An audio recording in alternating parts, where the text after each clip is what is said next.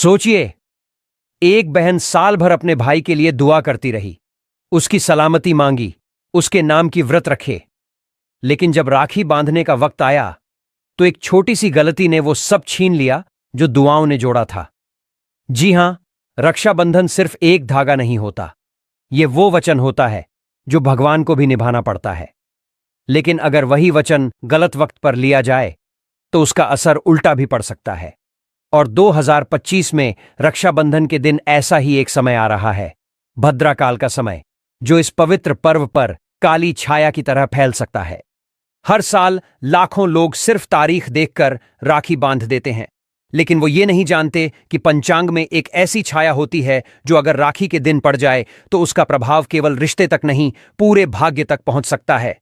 यही कारण है कि इस बार आपको पूरी जानकारी के साथ, शुद्ध समय पर और पवित्र विधि से रक्षाबंधन मनाना है, क्योंकि इस बार का रक्षाबंधन सामान्य नहीं, बल्कि वर्षों बाद आ रहे दुर्लभ योगों से युक्त है। लेकिन इसके साथ साथ भद्रा की मौजूदगी भी है, जो इस पर्व को मंगल से अमंगल बना सकती है अगर आपने सावधानी नहीं बरती। लेकिन उससे पहले, अगर आप भी चाहते हैं कि आपके भाई की जिंदगी हमेशा खुशियों से भरी रहे, तो इस वीडियो को दिल से एक लाइक जरूर करें और कमेंट में लिखिए, जय माता दी, मेरे भाई की रक्षा भगवान करें, ताकि आपकी ये भावना आपके भाई तक ईश्वर के आशीर्वाद के रूप में पहुंचे। अब बात करते हैं 2025 की रक्षाबंधन तिथि की, जो 2 दिनों के बीच उलझी हुई है। कुछ लोग कह रहे हैं कि रक्षाबंधन 8 अगस्त को मनाया जाए, तो कुछ 9 अगस्त की बात कर रहे हैं। सच्चाई यह है कि सावन पूर्णिमा की तिथि 8 अगस्त दोपहर 1:04 में शुरू हो रही है और 9 अगस्त दोपहर 3:16 पर समाप्त हो रही है। और उदया तिथि के अनुसार पर्व हमेशा अगले दिन मनाया जाता है, इसलिए रक्षाबंधन 9 अगस्त शनिवार को मनाया जाएगा। अब आता है सबसे बड़ा प्रश्न, भद्रा का साया कब है? तो ध्यान दीजिए, भद्रा काल शुरू होगा 8 अगस्त सुबह 9:15 से और चलेगा रात 2:32 तक। तो जो लोग कह रहे हैं कि 8 अगस्त को राखी का पावन पर्व मनाया जाएगा, तो आप लोग ऐसी बातों में बिल्कुल भी ना आए। 8 अगस्त को भद्रा का साया रहेगा। इस दिन किसी भी तरीके की राखी का पावन पर्व नहीं मनाया जाएगा। राखी बांधना न तो शास्त्रों में साफ कहा गया है। भद्रा काल में कोई भी मांगलिक कार्य जैसे विवाह, नामकरण, गृह प्रवेश या रक्षाबंधन वर्जित होते हैं। भद्रा को लेकर एक बहुत प्रसिद्ध पौराणिक कथा है। जब रावण ने अपनी बहन से भद्रा काल में राखी बंधवाई थी और साल भर भी नहीं बीता कि उसका सर्वनाश हो गया, क्योंकि भद्रा शनिदेव की बहन थी, जिसे ब्रह्मा जी ने श्राप दिया था कि जो भी कार्य उसके समय में होगा वो अंततः विनाश लाएगा। यही कारण है कि पुराणों और शास्त्रों में यह बार बार कहा गया है कि भद्रा का त्याग करके ही किसी भी शुभ कार्य को करना चाहिए। इसलिए 2025 में राखी बांधने का जो सबसे शुभ और शुद्ध समय है, वो है 9 अगस्त सुबह 8:05 से दोपहर 1:30 तक। यही वो समय है जब ना भद्रा रहेगी, न कोई दोष, और पूर्णिमा भी अपने प्रभाव में रहेगी। इस दौरान आप राखी बांधेंगी तो उसका फल केवल प्रेम नहीं, बल्कि शक्ति, रक्षा और आशीर्वाद के रूप में आपके भाई तक पहुंचेगा। अब जानते हैं पूजा विधि, ताकि जब आप राखी बांधें तो हर परंपरा का पालन भी हो और भावनाएं भी पूरी हों। सबसे पहले सुबह स्नान करें और अगर संभव हो तो व्रत रखें। व्रत रखने से बहन की दुआ में और शक्ति जुड़ती है। इसके बाद हल्के और शुभ रंग के वस्त्र पहनें। सफेद, पीला या गुलाबी रंग शुभ माना जाता है। काले कपड़ों से आज के दिन पूरी तरह बचें। एक पूजा की थाली सजाएं, जिसमें हो रोली, चंदन, अक्षत, राखी, मिठाई और एक शुद्ध घी का दीपक। आप चाहे तो आटे का, माटी का या पीतल का दीपक लें, लेकिन दीपक अवश्य जलाएं। सबसे पहले भगवान को राखी चढ़ाएं, विशेषकर भगवान गणेश और श्री कृष्ण को। फिर अपने भाई को पूर्व या उत्तर दिशा की ओर मुख करवाकर बैठाएं और बहन स्वयं पश्चिम की ओर मुंह करके बैठे। अब तिलक करें, अक्षत लगाएं, फूल या चावल छिड़कें और आरती करें। फिर भाई की दाहिनी कलाई पर राखी बांधें। लाल या पीली राखी शुभ मानी जाती है। काली राखी भूलकर भी न बांधें। राखी बांधने के बाद भाई को मिठाई खिलाएं और रक्षा का वचन लें। भाई भी बहन को जीवन भर सुरक्षा, सहयोग और प्रेम का वचन दे। अब आता है वो चमत्कारी उपाय जिसे हर बहन को एक बार जरूर करना चाहिए। जब आप राखी बांध लें तो कुछ रुपए लें, 5, 11 या 21, उन्हें भाई के सिर से 7 बार वारें और फिर उन रुपयों से एक नई राखी खरीदें।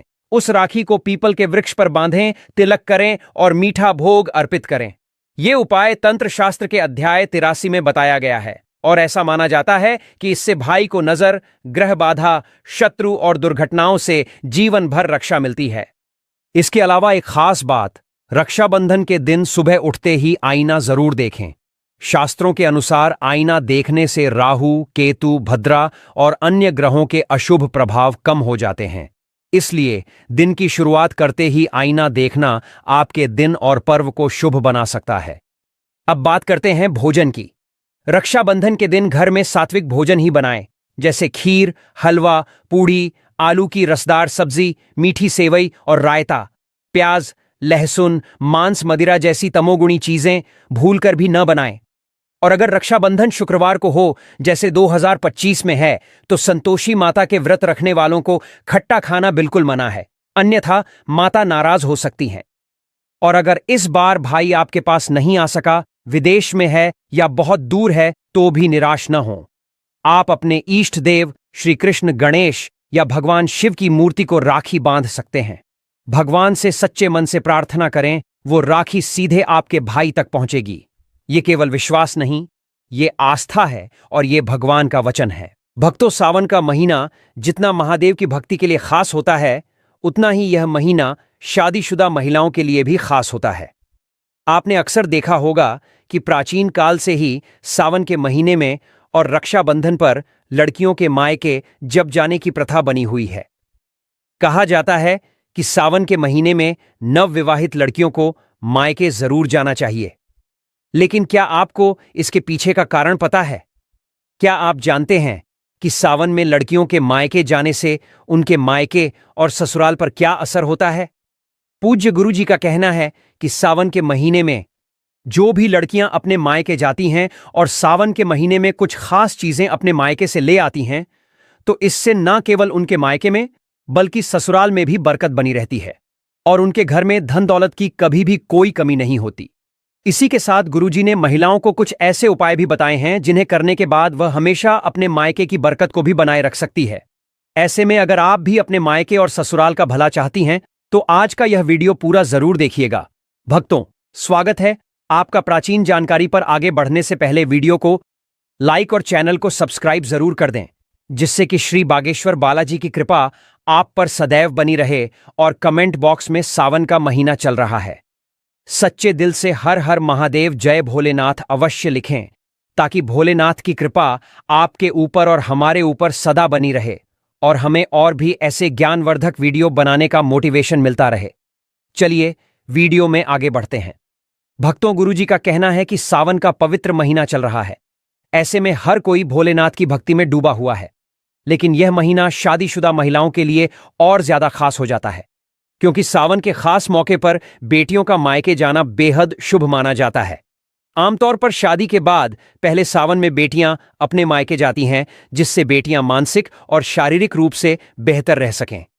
सावन में बेटियों का मायका जाना एक पौराणिक परंपरा है और माना जाता है कि ऐसा करने से बेटियों के मायके और ससुराल दोनों में ही माता लक्ष्मी की कृपा हमेशा बनी रहती है। भक्तों, ऐसे में गुरुजी ने सबसे पहले यह बताया कि सावन के महीने में या रक्षाबंधन पर शादीशुदा लड़कियों का मायके जाना शुभ क्यों होता है। गुरुजी का कहना है कि बेटियों को घर की लक्ष्मी माना जाता है और कहा जाता है कि बेटियों के भाग्य से ही पूरे घर का भाग्य जुड़ा रहता है। ऐसे में जब बेटियां शादी करके चली जाती हैं, तो घर का भाग्य भी अपने साथ ले जाती है।